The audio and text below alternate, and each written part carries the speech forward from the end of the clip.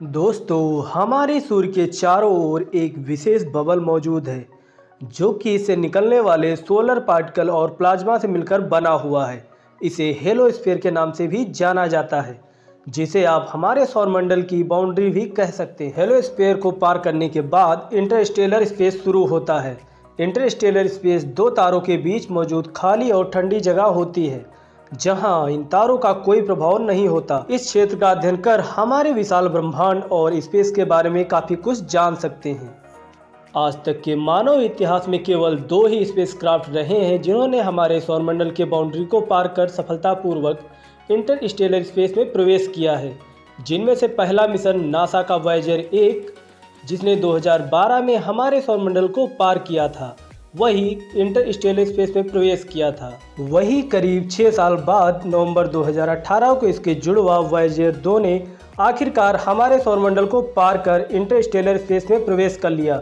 केवल कुछ सालों के अध्ययन के दौरान ही इन वॉयेजर मिशनों ने हमारे सौरमंडल की बाउंड्री, हेलोस्फीयर और इंटरस्टेलर स्पेस को लेकर कई चौंकाने वाले खुलासे किए हैं, जिन्होंने दुनिया भर के वैज्ञानिकों को हैरत में डाला हुआ है। तो चलिए दोस्तों, वॉयेजर मिशन के साथ इंटरस्टेलर स्पेस के सफ़र में जहां हम जानेंगे इनके द्वारा किए गए अद्भुत खोजों के बारे में। वॉयेजर मिशनों की शुरुआत। वॉयेजर 1 और वॉयेजर 2 मिशनों को 1977 में लॉन्च किया गया था। दोनों ही मिशनों का मुख्य मकसद हमारे सौरमंडल के ग्रहों का ग्रांड टूर करना था, जिनके बारे में तब तक हमारे पास बेहद ही कम जानकारी मौजूद थी। वॉयेजर 1 ने अपनी शुरुआती सफ़र के दौरान सफलतापूर्वक हमारे सौरमंडल के दो सबसे विशाल ग्रहों जुपिटर और सैटर्न का करीबी से अध्ययन किया। वॉयेजर 2 ने भी इन ग्रहों का करीबी से अध्ययन किया, पर साथ ही इसने हमारे सौरमंडल के आइस जायंट यूरेनस और नेपच्यून ग्रहों का भी करीबी से अध्ययन किया, जिसके साथ ही इन मिशनों का प्रारंभिक सफ़र पूरा हो चुका था। पर 1989 में इन दोनों ही स्पेसक्राफ्ट ने वॉयेजर इंटरस्टेलर मिशन के नाम से एक नए सफ़र की शुरुआत की, जिसके अंतर्गत उन्हें हमारे सौरमंडल के बाउंड्री यानी हेलोस्फीयर को पार कर दो तारों के बीच मौजूद खाली जगह यानी अनजान और रहस्यमयी इंटरस्टेलर स्पेस में प्रवेश और उसका अध्ययन करना था। वॉयेजर मिशनों ने छोड़ा हमारा सौरमंडल। वॉयेजर 1 मिशन ने सबसे पहले 2012 में हमारे सौरमंडल के बाउंड्री हेलोस्फीयर को पार कर इंटरस्टेलर स्पेस में प्रवेश किया था, जिसने 121 एस्ट्रोनॉमिकल यूनिट की दूरी पर हेलोस्फीयर के साउदर्न हेमिस्फीयर को पार किया था। वही इसके जुड़वा वॉयेजर 2 को ऐसा करने में और 6 सालों का समय लग गया। इसने नवंबर 2018 में हमारे सौरमंडल के बाउंड्री को पार कर इंटरस्टेलर स्पेस में प्रवेश किया। इसने 119 एस्ट्रोनॉमिकल यूनिट की दूरी पर हमारे हेलोस्फीयर को नॉर्दर्न हेमिस्फीयर को पार किया था। वैज्ञानिकों के लिए वॉयेजर 2 मिशन हमारे सौरमंडल और इंटरस्टेलर स्पेस का अध्ययन करने के लिए काफ़ी खास मिशन था, क्योंकि इसने वॉयेजर 1 मिशन के विपरीत हमारे सौरमंडल के बाउंड्री हेलोस्फीयर को अलग जगह और अलग दूरी से पार किया, इंटरस्टेलर स्पेस में प्रवेश किया था। साथ ही वॉयेजर 1 से विपरीत वॉयेजर 2 का प्लाज्मा वेव इंस्ट्रूमेंट सौरमंडल को पार करने के समय भी काम कर रहा था, जिसकी मदद से वैज्ञानिक इंटरस्टेलर स्पेस का और भी अच्छे तरीके से अध्ययन कर सकते थे। सीधी भाषा में कहा जाए तो हम दोनों ही वॉयेजर 1 और वॉयेजर 2 मिशन द्वारा जुटाए गए डाटा को एक दूसरे से कंपेयर कर हमारे सौरमंडल के हेलोस्फीयर और इंटरस्टेलर स्पेस के बारे में और भी अच्छे तरीके से जान सकते हैं।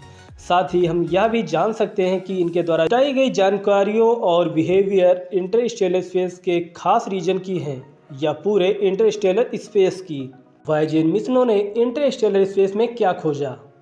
इन मिशनों ने पहली बार बताया कि हमारे हेलोस्फीयर के बाउंड्री में मौजूद सोलर पार्टिकल कैसे इंटरस्टेलर स्पेस के साथ रिएक्ट या बिहेव करते हैं। इन्होंने सबसे पहले खोजा कि इंटरस्टेलर मैग्नेटिक फील्ड हमारे हेलोस्फीयर के फील्ड के पैरेलल है और ये बेहद ही खास अंदाज में एक दूसरे के साथ कनेक्ट करते हैं। साथ ही इन दोनों मिशनों ने सबसे पहली बार इंटरस्टेलर लीकेज को भी डिटेक्ट किया था। वॉयेजर 1 मिशन ने 2012 में हेलोस्फीयर को पार करने से पहले 2 बार इंटरस्टेलर पार्टिकल को डिटेक्ट किया था। वही वॉयेजर 2 ने इसके विपरीत हेलोस्फीयर को पार करके इंटरस्टेलर स्पेस में प्रवेश करने के बाद ही कुछ मौक़ों पर सोलर पार्टिकल को डिटेक्ट किया था।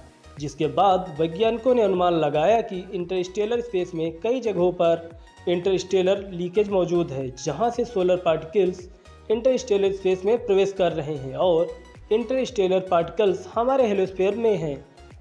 वॉयेजर 1 ने हेलोस्फीयर को पार करते समय पता लगाया कि इंटरस्टेलर स्पेस की प्लाज्मा डेंसिटी वैज्ञानिकों के अनुमान से कहीं ज़्यादा है।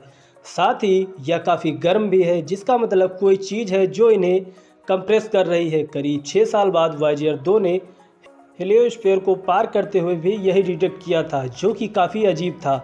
वैज्ञानिक अभी भी इसके पीछे मौजूद कारणों का पता लगाने की कोशिश कर रहे हैं। वॉयेजर मिशनों का भविष्य। वर्तमान समय में वॉयेजर 1 हमारी धरती से करीब 148 AU की दूरी पर मौजूद है, वही इसका जुड़वा वॉयेजर 2 हमसे करीब 122 AU की दूरी पर मौजूद है। भले ही वॉयेजर मिशन अभी तक काम कर रहे हैं, पर असल में ये इतने लंबे सफ़र के लिए डिज़ाइन नहीं किए गए थे। दोनों ही स्पेसक्राफ्ट को ऊर्जा 3 radioisotope thermoelectric generation यानी RTG से मिलती है, जो कि प्लूटोनियम 238 के लीकेज से निकलने वाली हीट को इलेक्ट्रिसिटी में कन्वर्ट करते हैं। पर समय के साथ इन स्पेसक्राफ्ट का न्यूक्लियर फ्यूल खत्म होता जा रहा है और इनका इलेक्ट्रिसिटी प्रोडक्शन कैपेसिटी भी घटती जा रही है, जो कि आने वाले समय में पूरी तरह इलेक्ट्रिसिटी बनाना बंद कर देगा, जिसकी वजह से वैज्ञानिकों ने बचे हुए न्यूक्लियर पावर को ज़्यादा से ज़्यादा समय तक चलाने के लिए क्राफ्ट के हीटर्स और दूसरे कम जरूरी इंस्ट्रूमेंट को बंद कर दिया है। वॉयेजर 2 के 10 में से 5 इंस्ट्रूमेंट को बंद किया जा चुका है, वही वॉयेजर 1 के 10 में से 6 इंस्ट्रूमेंट को बंद किया जा चुका है। पर अब ये मिशन अपने अंतिम दौर पर पहुंच चुके हैं और इनका फ्यूल 2025 तक पूरी तरह खत्म हो जाएगा। अर्थात इंटरस्टेलर स्पेस का अध्ययन करने के लिए वैज्ञानिकों के पास केवल 1 साल का समय बचा हुआ है, जिसके बाद ये स्पेसक्राफ्ट बिना किसी मानवीय मदद के दूर इंटरस्टेलर स्पेस का अंतहीन सफ़र अकेले ही तय करेंगे। पर ये स्पेसक्राफ्ट वर्तमान समय में जिस ट्रेजेक्ट्री और स्पीड में इंटरस्टेलर स्पेस का सफ़र तय कर रहे हैं, के हिसाब से उन्हें किसी नज़दीकी तारे तक पहुंचने में करीब 70,000 सालों का समय लग जाएगा। इंटरस्टेलर स्पेस में अगला मिशन कौन सा होगा? वॉयेजर 1 मिशन से अलग पायनियर 10 और पायनियर 11 मिशन भी जल्द ही इंटरस्टेलर स्पेस में प्रवेश करने जा रहे हैं, पर इन मिशनों से हमारा संपर्क टूट चुका है, जिसकी वजह से इनके वर्तमान स्थिति के बारे में हमारे पास कोई खास जानकारी मौजूद नहीं है। वर्तमान समय में हमारी धरती से करीब ज़्यादा दूरी पर मौजूद ऑपरेशनल स्पेसक्राफ्ट नासा का न्यू होराइज़न है, जो कि अभी हमसे करीब 46 AU की दूरी पर मौजूद है। मौजूदा समय में यह मिशन ड्वार्फ प्लैनेट प्लूटो का फ्लाईबाई पूरा करने के बाद नेपच्यून ग्रह से परे मौजूद दूसरे क्यूपर बेल्ट ऑब्जेक्ट का अध्ययन कर रहा है, पर मौजूदा परिस्थितियों को देखते हुए वैज्ञानिकों के अनुसार इसका फ्यूल धरती से 90 AU की दूरी तक पहुंचने तक खत्म हो जाएगा।